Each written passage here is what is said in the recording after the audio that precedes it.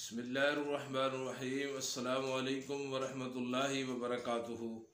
नाज़रीन इकराम, आप देख रहे हैं यूट्यूब चैनल अमलियात की दुनिया और मैं हूं आपका रूहानी जिस्मानी मुआलिज हकीम कारी फ़ारूक हैदर। नाज़रीन इकराम, आज एक कुरानी बेहतरीन वजीफ़ा लेके शुगर का आपकी खिदमत में हाज़िर हुआ हूँ। ये कुरानी वजीफ़ा है जिसके पढ़ने से इंसान की शुगर जड़ से ख़त्म हो जाती है और अल्लाह करीब शिफा अता फरमाते हैं। वजीफ़ा की तरफ जाने से पहले आपसे दो दरख्वास्तें जमा करानी है, रिक्वेस्टें करनी है। पहली रिक्वेस्ट तो ये है कि आम तौर पे जब कोई रूहानी वजीफ़ा ज़िक्र किया जाता है तो लोग कमेंट्स करके इतराज़ करते हैं कि ऐसे कैसे शिफा मिल जाती है। अगर आप मुसलमान हैं तो मैं आपसे मुखातिब हूँ, अगर गैर मुस्लिम हैं तो मेरी बात सुनने की ज़रूरत नहीं है, वीडियो देखने की ज़रूरत नहीं है, आप वीडियो बंद कर दें। अहले इस्लाम बात यह है कि अल्लाह करीम ने कुरान हकीम के अंदर दो मकाम पे इस बात का जिक्र किया है कि हमने कुरान को दिलों में जो बीमारियाँ हैं उसके लिए शिफा बनाया है। और शिफा किन लोगों के लिए बनाया? फरमाया लिल मोमिनीन, अहले ईमान के लिए कुरान को शिफा बनाया है। सूरत यूनुस के अंदर आयत नंबर 37 के अंदर फरमाया, 11वें पारे के अंदर, और इसी तरह सूरत बनी इसराइल के अंदर आयत नंबर 82 के अंदर भी यही इरशाद फरमाया कि हमने कुरान को लोगों के लिए शिफा बनाया है, रहमत बनाया है, हिदायत बनाया है। ये कुरान अहले ईमान के लिए शिफा है। तो यकीन करना, अगर आपके दिल के अंदर, मेरे दिल के अंदर ईमान मौजूद है तो अल्लाह इस बात का ऐलान फरमा रहे हैं कि कुरान अहले ईमान के लिए शिफा है। तो अहले ईमान को इन रूहानी वज़ाइफ पे यकीन करना, एहतमाद करना लाजिम और ज़रूरी है। और दूसरी बात, साहिब कुरान मुहम्मदुर रसूलुल्लाह सल्लल्लाहु अलैहि वसल्लम ने सिर्फ सूरत फातिहा के मुतल्लिक इरशाद फरमाया था, मेरे महबूब ने फरमाया था कि फातिहातुल किताब शिफा मिन कुल्लि दाइन, कि सूरत फातिहा हर बीमारी के लिए शिफा है।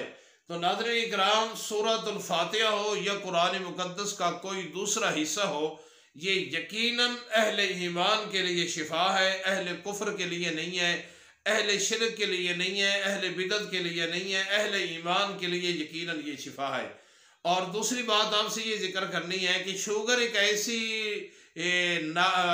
ज़बरदस्त बीमारी है, ऐसी बीमारी है कि जिसका अक्सर लोग शिकार हो चुके हैं और बड़ी बड़ी मेडिसिन खाने की वजह से भी वो कंट्रोल नहीं होती, बड़ी बड़ी इंसुलिन इंजेक्शन लगाने की वजह से भी वो कंट्रोल नहीं होती और बड़ी दुनिया इस मामले के अंदर परेशान है। तो आज मैं शुगर की शिफा के लिए, शुगर के ख़ात्मे के लिए आपकी खिदमत में एक रूहानी कुरानी वजीफ़ा जिक्र कर रहा हूँ। अहले ईमान अल्लाह के कुरान पे यकीन रख के और मोहम्मद रसूलुल्लाह सल्लल्लाहु अलैहि वसल्लम की ज़बान अक़दस पे यकीन रख के आप ये वजीफ़ा पढ़े। अल्लाह की तौफीक, उसकी रहमत से आपको यकीनन शुगर वाली बीमारी से अल्लाह इस वजीफ़े की वजह से शिफा अता फरमाएंगे। अब चलते हैं वजीफ़ा की तरफ। तो नाज़रीन इकराम, ये वजीफ़ा है, कुरानी वजीफ़ा है, सूरत बनी इसराइल है और बनी इसराइल की आयत नंबर 80 है। अल्लाह करीम इरशाद फरमाते हैं, वक़ुर रब्बि अदखिलनी मुदखला सिद्क़िन व अखरिजनी मुखरज सिद्क़िन वजअलनी मिन लदुनका सुल्तानन नसीरा।